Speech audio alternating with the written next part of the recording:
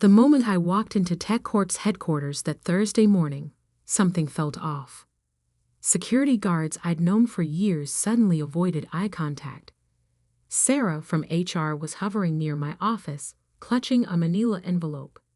And my brother David's executive assistant had already cleared his schedule, unusual for our busiest development day. I'd spent 15 years building TechCorp's software division from scratch, turning our father's modest IT consulting firm into a $300 million enterprise. Every critical system, every proprietary algorithm, every line of core code had my fingerprints on it. But apparently, that didn't matter when it came to traditional succession. Kate, David's voice boomed across the open office. Family meeting. Now. I followed him into the conference room, already knowing what was coming. Dad sat there, looking older than his 65 years, hands clasped tightly on the mahogany table. The leather portfolio in front of David, the same one he'd carried to his secret board meetings, held transfer paperwork I'd discovered weeks ago. "Let's make this quick," David said, straightening his Rolex. Mom's retirement gift to him. Dad stepping down. Boards appointed me CEO, effective immediately. I kept my face neutral, thinking of the encrypted hard drive in my bag. "Congratulations." "Thanks, sis." He smirked, shuffling papers. "Now about your position." "David," Dad interrupted, "maybe we should discuss the transition plan first." "No need." David waved him off. "Kate, you're fired." The room went silent. Outside, developers who'd worked under me for years pretended not to listen. "The board feels," David continued, emphasizing board like it wasn't just him and his golf buddies, "that your role is redundant. We're bringing in a new CTO from Microsoft. Someone with," he paused for effect, "actual management experience." I thought about the licensing agreements buried in my personal safe, the patent registrations filed under my holding company, the kill switches I'd quietly embedded in every major system. "You're firing your own sister?" Dad's voice cracked. "David, she built our entire software platform." "She wrote some code," David interrupted. "Code we own. Code any decent developer could maintain. Right, sis?" I smiled slightly, remembering the hundreds of sleepless nights spent architecting systems they thought were just code. The thousands of hours innovating solutions they couldn't even understand. The patents I'd filed personally while they focused on golf scores and board seats. "Right," I said quietly, "just code. Security will escort you out," David continued, enjoying his moment. "Standard termination package. 3 months' salary, health insurance through the month. Oh, and we'll need your laptop." I handed over the decoy laptop I'd brought specifically for this moment. My real work machine was already wiped and destroyed. "Any questions?" David was practically glowing with authority. "Just one," I said, standing up. "Have you reviewed our software licensing agreements?" He frowned. "What?" "The licensing agreements. For all our operational systems. The ones that need renewal. Legal handles that stuff." He waved dismissively. "It says everything's current." I nodded. "Of course." "Well, good luck, David." "Dad." I turned to leave, then paused. "Oh, and you might want to check who actually owns those patents you think are just code." "What's that supposed to mean?" David's smile faltered slightly. "Nothing. Just keep Monday morning free. You might have some technical issues to deal with." "Are you threatening me?" He stood up, face reddening. "In my company." "Your company?" I smiled. "We'll see about that. Enjoy your weekend, CEO." Security waited to escort me out. Jeff, the head guard who'd watched my kids when they visited, whispered, "Sorry, Kate. This isn't right." "It's fine, Jeff," I replied, loud enough for others to hear. "Everything's working exactly as designed." At my car, I made 2 calls. First to Marcus, my patent attorney. Execute Plan B.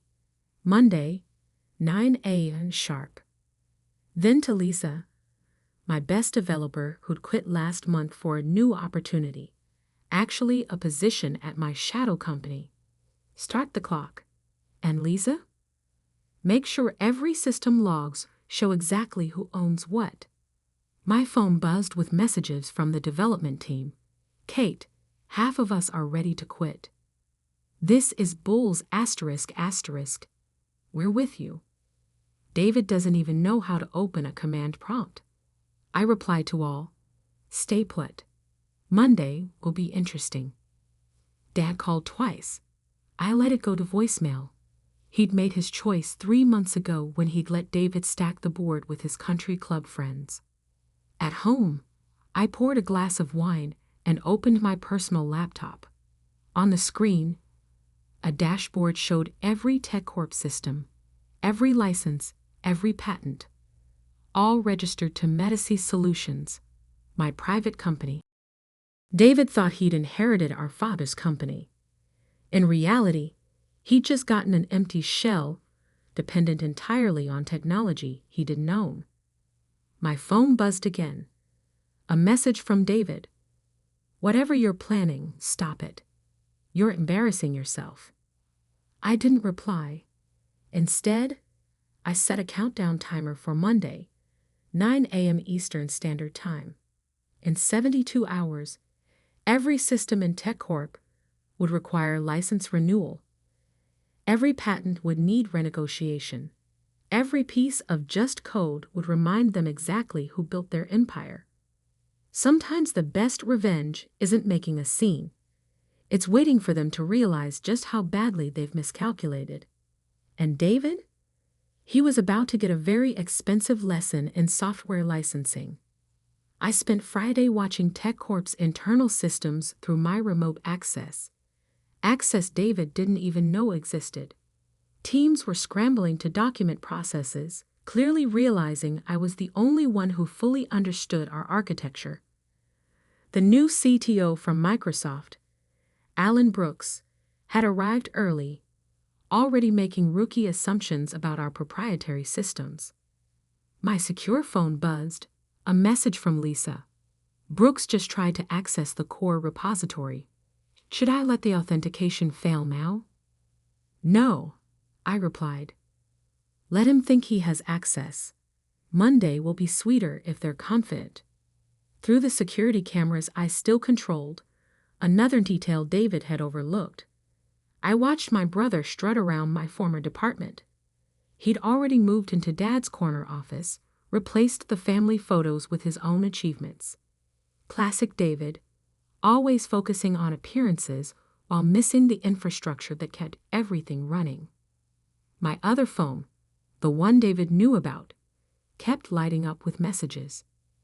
"Dad, Katie, please call me. We need to talk about this." "David, stop sulking. It's just business." "Sarah from HR, your severance paperwork needs signing." I ignored them all, focusing instead on my laptop where Marcus, my patent attorney, was walking me through Monday's strategy via secure video call.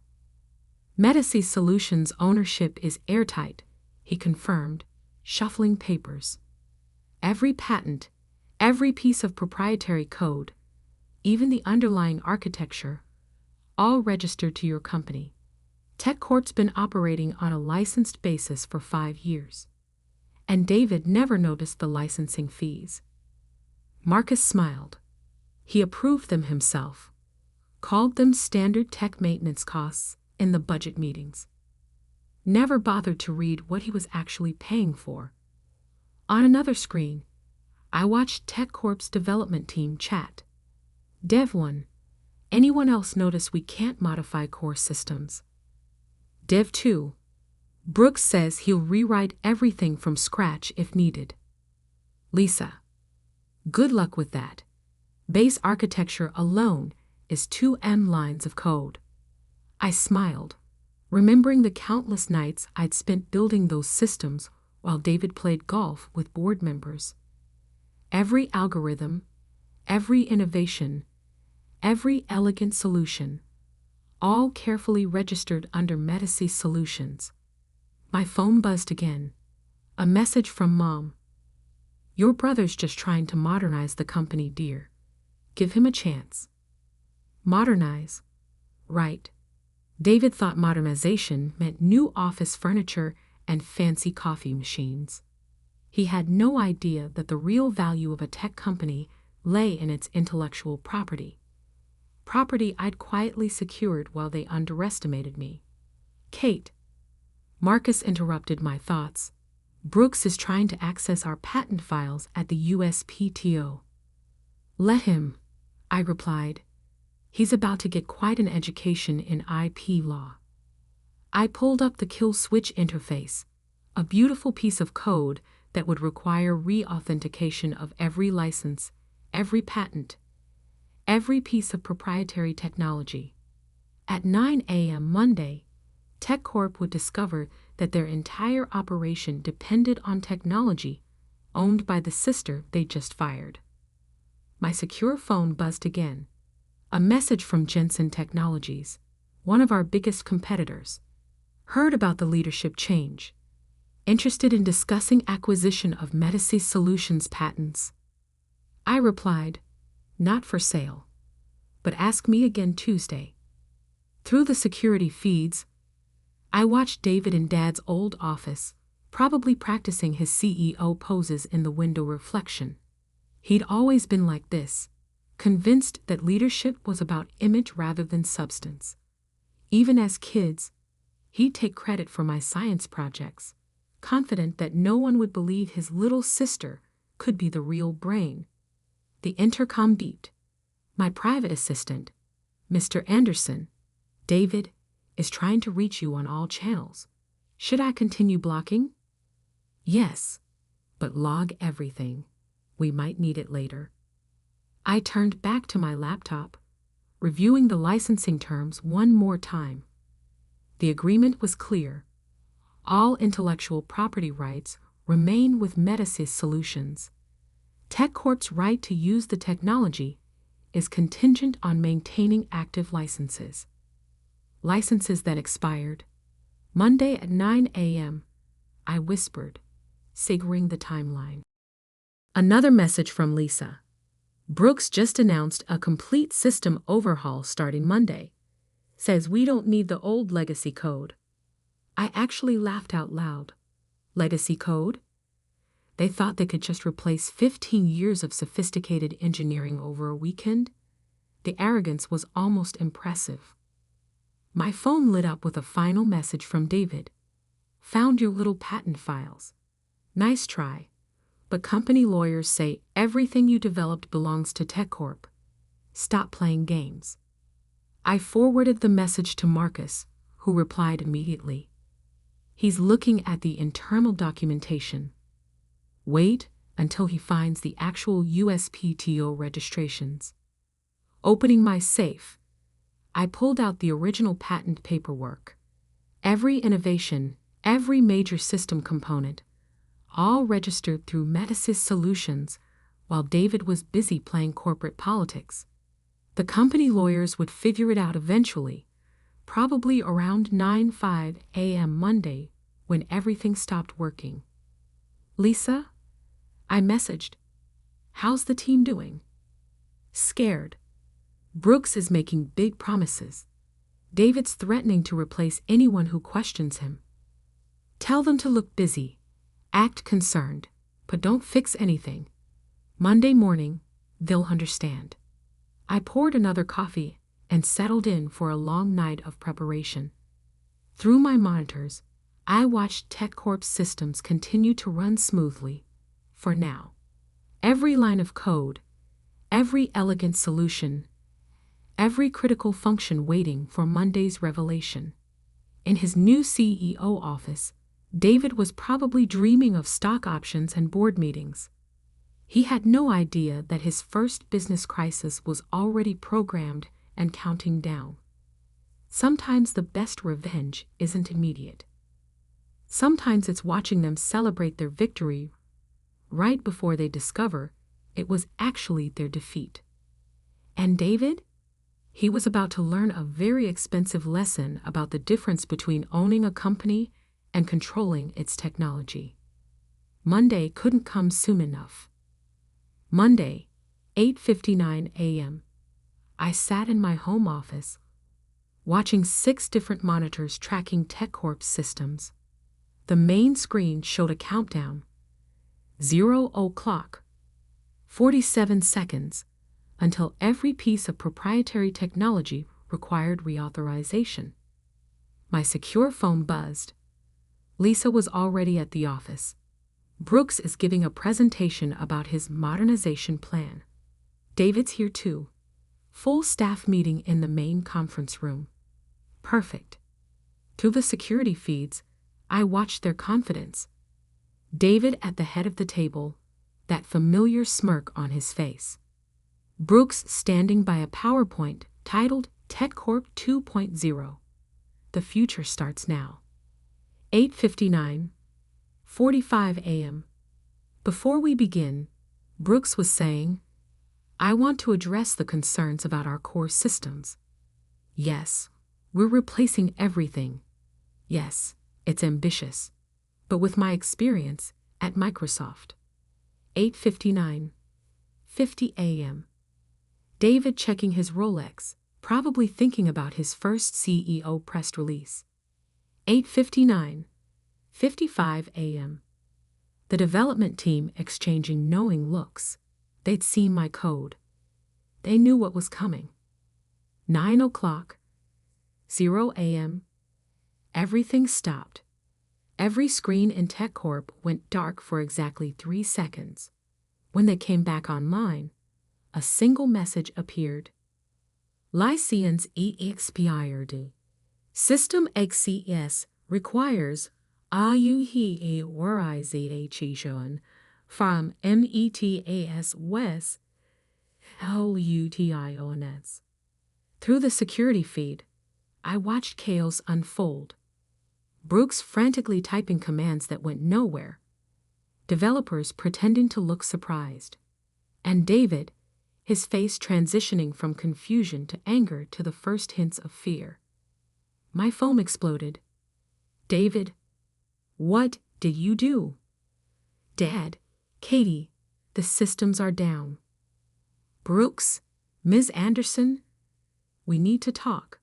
TechCorp legal. Urgent matter requiring immediate attention. I ignored them all, watching the second phase activate. Every computer displayed the same message. ATTNTION. All TechCorp operational systems are licensed through Medisys Solutions. Current status. ACCS. Please contact licensing at medisys.com for immediate assistance.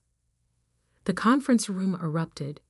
Brooks was shouting about backup systems, which were also licensed through Medisys. David was turning that particular shade of purple he reserved for when things didn't go his way. 9:05 a.m. Right on schedule, Marcus sent the official notification. Dear TechCorp leadership, this serves as formal notice that all technology licenses previously granted by Medisys Solutions have expired. Continued unauthorized use of our intellectual property will result in immediate legal action. For reference, Medisys Solutions owns patents and rights to TechCorp's core operating system, all proprietary algorithms, customer management platforms, data processing architecture, security protocols. List continues for 3 pages. Current market value of licensed technology, $420 million. Through the cameras, I watched David receive the email. Watched him finally understand what just code was worth. My secure phone buzzed again. Lisa. Brooks just tried to access the backup servers. Should I tell him those are licensed too? Let him figure it out, I replied. How's David? Currently yelling at legal about patent law. They're trying to explain what intellectual property rights means. 9:15 a.m. TechCorp's stock had already dropped 30% as news of the shutdown spread. 3 major clients called to cancel meetings. The board was demanding an emergency session. Dad called again. This time, I answered. It was never just code, was it? He said quietly. No, Dad, it wasn't. David, he's threatening lawsuits. Let him. Marcus has 15 years of documentation showing exactly who developed and owned every system. While David was playing CEO, I was building an empire he didn't even understand. Silence for a moment. Then, what do you want? Want? Dad, I own the technology that powers every aspect of TechCorp. Without my licenses, you don't have a company. The question isn't what I want. It's what you're willing to give up to keep operating. Another call beeped through. Jensen Technologies again. Probably raising their offer after seeing TechCorp's stock plummet. 9:30 a.m. David finally cracked. His message was desperate. Name your price. Whatever you want. Just turn everything back on. I replied with a single document. Complete transfer of CEO position and controlling shares to me. Effective immediately. You can't be serious, he texted back. Every minute systems stay down costs roughly $50,000 in lost revenue. Take your time deciding. Through the cameras, I watched him read the message. Watched the realization hit that his victory lap had lasted exactly 1 business day. My phone buzzed again. The board requesting an emergency meeting. With me, not David. Funny how quickly priorities change when millions are evaporating. 10:00 a.m. TechCorp stock down 45%. 3 more major clients threatening to leave. David's precious golf buddy board members calling frantically. I opened my laptop and began typing. Dear TechCorp board. By now you understand the situation. Every piece of technology that makes this company valuable belongs to Busiest Solutions. My terms are simple. Complete leadership change. David's immediate resignation. New board elections. Full control of operations. You have 1 hour to decide between saving the company or watching it become worthless without its core technology. Regards, Catherine Anderson, CEO, Busiest Solutions. As I hit send, Lisa messaged one last time. David's packing up his office. Brooks just called Uber. When should I tell everyone we can turn systems back on? When the paperwork is signed, I replied. And Lisa? Make sure the cameras record everything. Sometimes you need to keep memories of perfect moments. Because sometimes the best revenge isn't just winning. It's making them realize that they never actually had control in the first place. And David? He was about to learn that in tech, the real power isn't in the corner office. It's in the code. By Tuesday morning, the business world was buzzing with headlines. TechCorp leadership shakeup. Catherine Anderson takes control. Tech Sisters revenge. How hidden patents changed a company overnight. Busiest Solutions reveals true power behind TechCorp's success. I sat in what was now my office, not David's, not Dad's, but mine, watching the stock rebound after the morning announcement. TechCorp shares had jumped 60% since I'd reactivated the systems and revealed our new leadership structure. The developers had given me a standing ovation when I walked in. Brooks was long gone, his modernization plan nothing but recycled paper in the shredder. And David? He'd left his Rolex on the desk. Mom's retirement gift, now looking more like a symbol of premature celebration. My secure phone buzzed. A message from Lisa. Google's CEO wants a meeting. Says your patent portfolio is incredibly impressive. Of course it was. While David had been practicing power poses in mirror reflections, I'd been revolutionizing enterprise software architecture. The patents he dismissed as just code were worth more than TechCorp's entire market cap. Dad appeared in my doorway, looking smaller somehow. The board meeting is at 10, I finished. And yes, you should attend. After all, you're still a shareholder.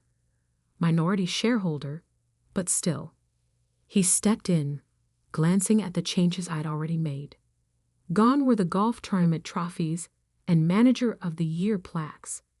In their place, framed patents and system architecture diagrams, the real trophies of a tech company. Your brother has been offered a position at Jensen Technologies, I said, pulling up an email. They think his traditional business experience could be valuable. Of course, they don't know he can't tell a database from a spreadsheet. Katie, it's Catherine, I corrected. Or Ms. Anderson, if we're being professional. My phone buzzed again. Microsoft wanting to discuss licensing agreements. Amazon inquiring about potential partnerships. Tesla's innovation team requesting a meeting. I never saw it, Dad said quietly. All those nights you worked late.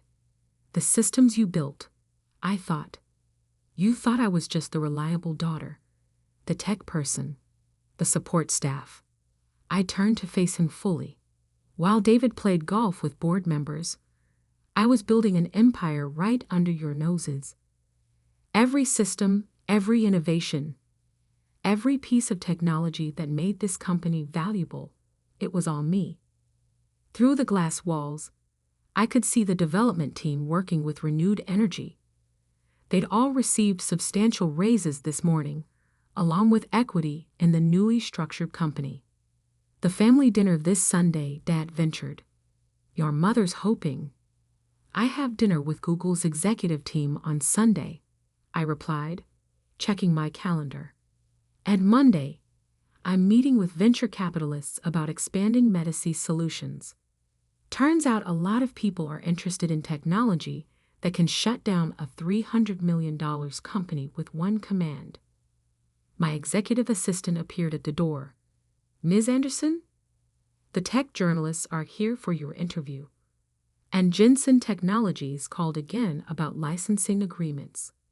Dad took the hint and stood up. At the door, he paused. For what it's worth, I was wrong. We all were. I know, I said, turning back to my monitors. The market cap proves it. The rest of the day was a blur of meetings, interviews, and strategic decisions. Every hour, our stock price climbed as the market realized what David had missed. TechCorp's value wasn't in its corporate structure or traditional leadership. It was in the technology I'd built and protected. Around 6 p.m., as the office was quieting down, Lisa brought in one last update. David's things have been cleared out, she reported. But we found something interesting in his files. He'd been planning to sell off the tech division, called it support staff, overhead. I actually laughed. Sell the only part of the company worth anything? Classic David. Also, she continued, Brooks had started documenting our systems. Want to see his analysis? She handed me a folder. Inside, pages of confused notes tried to make sense of my architecture. It was like watching a kindergartner try to decode quantum physics. My phone buzzed one final time for the day. A message from Mom. David's devastated. Surely there's a compromise. I typed back, "There is. He can apply for an entry-level position. Learn the business from the ground up. After all, isn't that what you always told me? Start at the bottom, work your way up." Looking out over the city skyline from my office, my real office, I felt a satisfaction deeper than revenge. This wasn't just about proving them wrong. It was about showing them what just code could do. The next morning, TechCorp's new leadership team gathered for our first strategy meeting. Gone were the golf buddies and country club networks. In their place sat tech innovators, patent attorneys, and development leads. First order of business? I announced. Rebranding.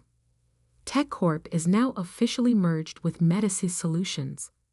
Welcome to the future of enterprise technology. As applause broke out, I caught my reflection in the window. No power poses needed. No borrowed authority. Just pure, technological dominance. David's last email sat unread in my inbox. "You've destroyed our family legacy." No, dear brother. I'd saved it, transformed it, turned a fading tech consultancy into a genuine innovation powerhouse. The family legacy wasn't in the name on the building or the corner office furniture. It was in the code. It always had been. And now, finally, everyone knew it. The best revenge isn't just winning. It's winning so completely that they have to admit they never understood the game in the first place. Welcome to my game. Welcome to my code. Welcome to my company.